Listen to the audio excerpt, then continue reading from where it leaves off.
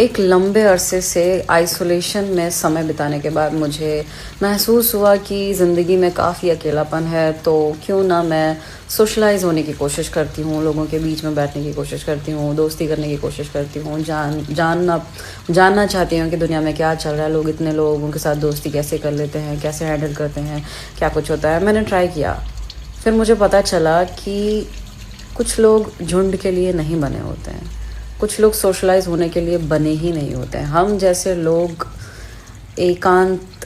ही पसंद करते हैं और एकांत में ही रहने लायक है। अगर हम जैसों को सोशलाइज होने के लिए बोल दिया जाए ना,